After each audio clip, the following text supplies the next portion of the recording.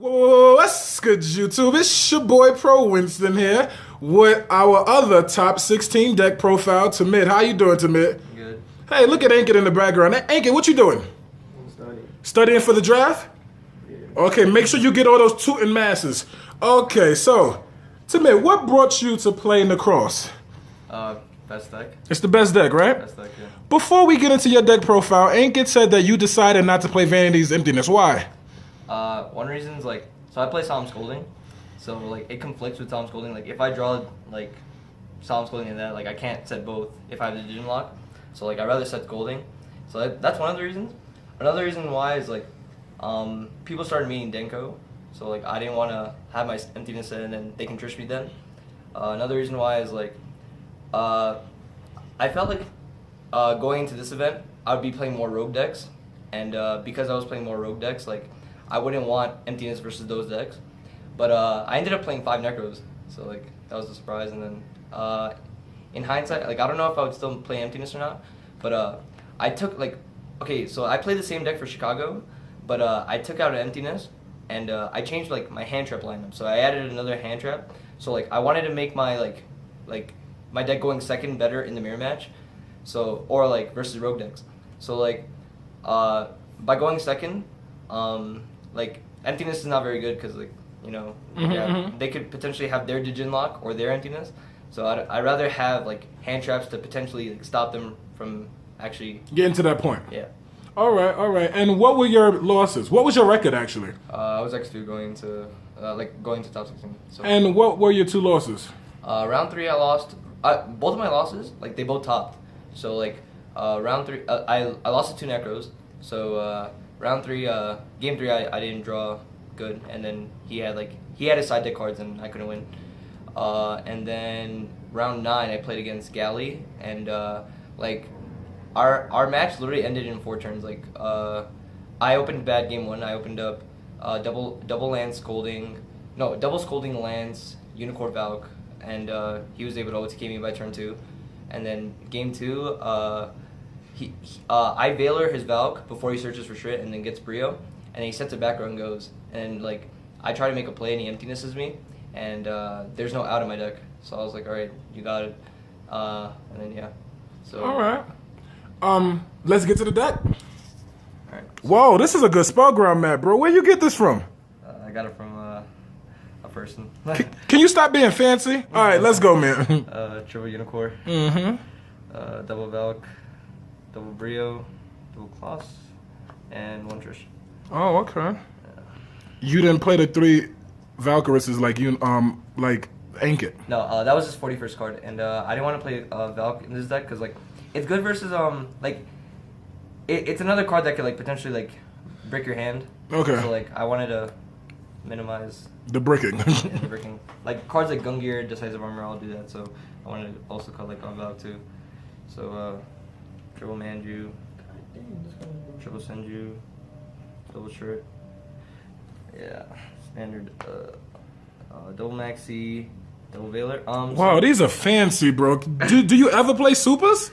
Probably not. Okay, let's go. Right, so at YCS Chicago, I had this deck, but I played 3 Veiler instead, because obviously Veiler is just insane in the mirror match, but I wanted more hand traps, so I just decided to put in 2 Veilers to Maxis. And Maxis is also good versus the Rogue decks, which I thought would be playing here.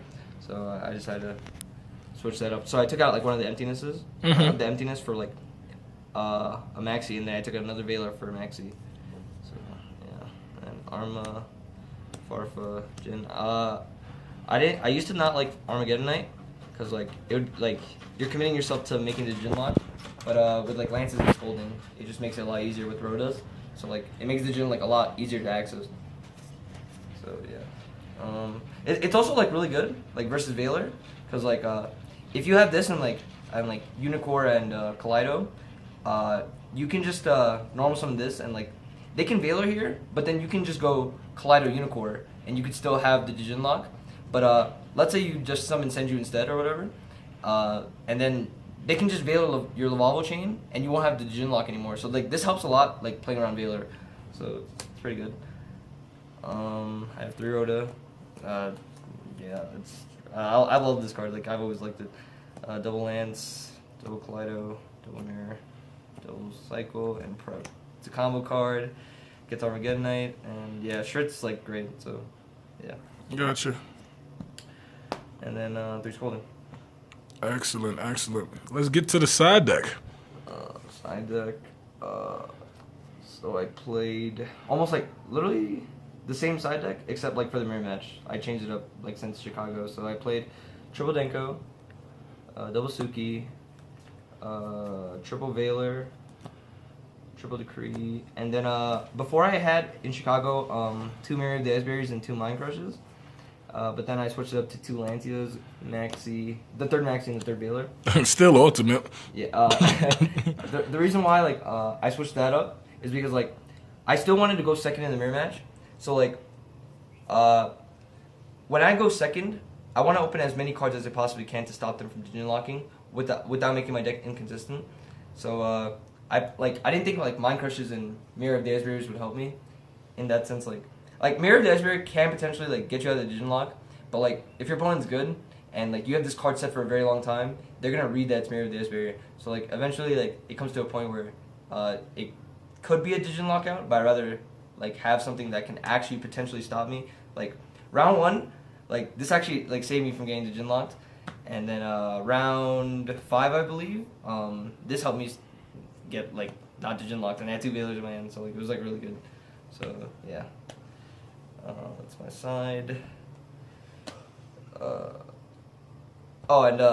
Like I don't play cards like Book of Eclipse and stuff because like I know like the Digital lock is like you know common, and Book of Eclipse is only good in those kinds of scenarios. Obviously, it could be good versus rogue decks, but like I'd rather have cards that are always good like throughout the game in the mirror match when they don't have the Digital lock and stuff like that. So like that's why I play like hand traps over that.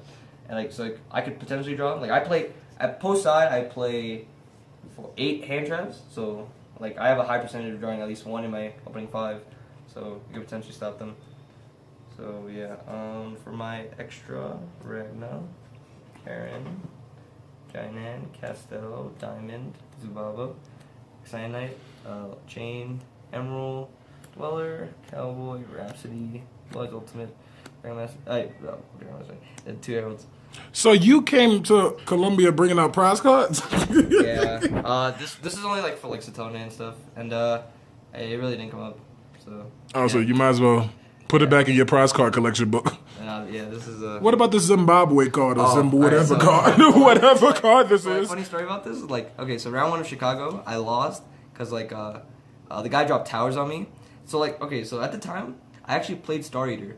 So like, I played Star Eater because like there were times in testing when I needed like the 8 and like I don't play Gungear, but the 8 and 3 would come up like so that it would make my hand like live so that I can actually draw 2 new cards and start my hand up. But so I was able to summon Star Eater round 1 because like I had Unicorn, Brio, Veiler, and I was able to run over it. But like it would be easier if I had a rank 4 instead. So like I would actually have game. But next turn I wasn't able to win because I didn't have enough life points and he just summoned all those guys and just attacked. So I felt in my last extra deck I could have switched up on cards and I could have definitely fit this in. So I didn't want to lose to towers again. So I was just like... You just put that card in. Yeah, I had to put it in. Yeah.